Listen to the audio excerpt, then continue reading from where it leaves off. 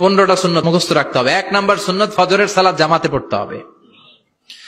2 নামাজ মুনাফিকদের কাছে সবচেয়ে কঠিন, একটা হচ্ছে ফজরের নামাজ আর একটা এশার নামাজ। 2 নাম্বার সুন্নাহ হচ্ছে আসওয়াক, মেসওয়াক করা। মাতফারাতুন লিল ফাম মারদাতুন লির রাব, মেসওয়াক করলে দাঁত পরিষ্কার থাকে, আল্লাহ খুশি হয়ে যায়। বিশ্বনবী বলেছেন যদি আমার উম্মতের জন্য কষ্ট না হতো প্রত্যেক নামাজের আগে মেসওয়াক করা আমি ফরজ করে দিতাম। সুবহানাল্লাহ। মেসওয়াক ছিল বিশ্বনবীর জীবনে শেষ আমল।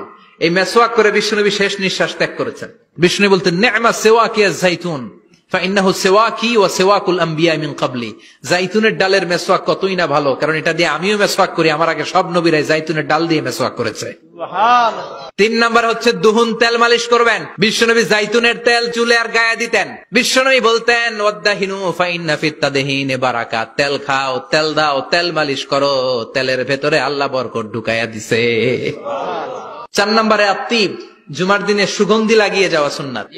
বিশ্বনবী বলতেন এই দুনিয়ার 3টা জিনিস আমার কাছে সবচাইতে প্রিয়। হুব্বিবা ইলাইয়া মিন দুনিয়াকুম সালাস, 1 হচ্ছে আন-নিসা, নারীদেরকে আমি পছন্দ করি। 2 হচ্ছে আত্তিব, সুগন্ধি লাগাতে আমি পছন্দ করি।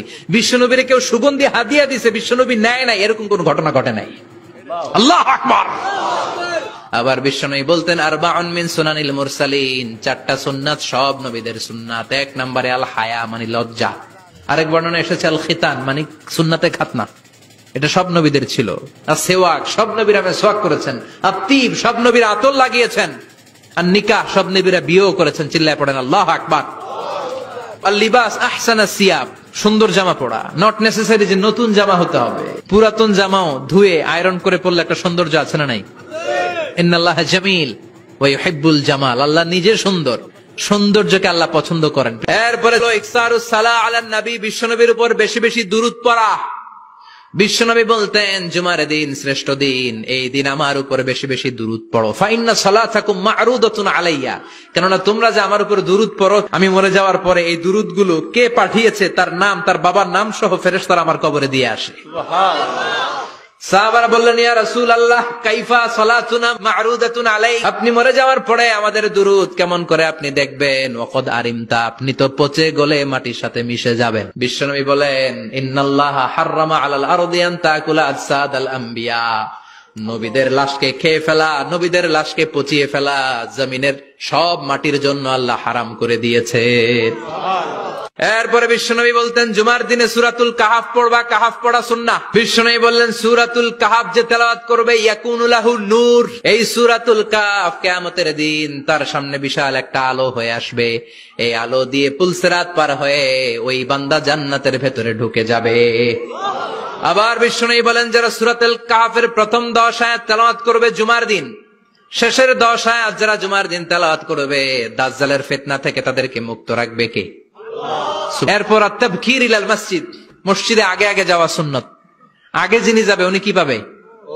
তারপরে গরু, তারপরে বকরি, তারপরে মুরগি, মুরগির পরে ডিম না আন্ডা?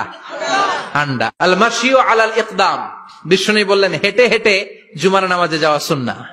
প্রতি কদমে কদমে আমলনামায় সওয়াব দিয়ে দিবে কে? এরপরে বিশ্বনবী বললেন আদামু তাখাত্তি রিকাবান নাস, মানুষের ঘাড় ডিঙ্গিয়ে সামনে না যাওয়া সুন্নাহ। অনেকে জুমার দিন আসে সবার শেষে বসতে চায় সামনে, এরকম ডাকাইত আছে না নাই?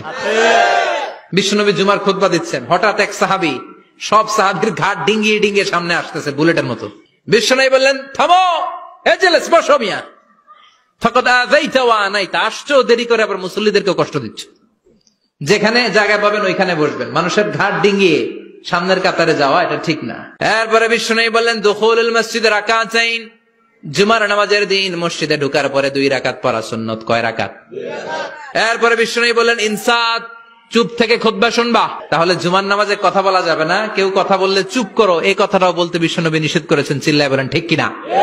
এরপরে মজার একটা কথা বিশ্বনবী বলেছেন জুমার নামাজ পড়তে যে যদি কারো ঘুম আসে জায়গা চেঞ্জ করে বসো।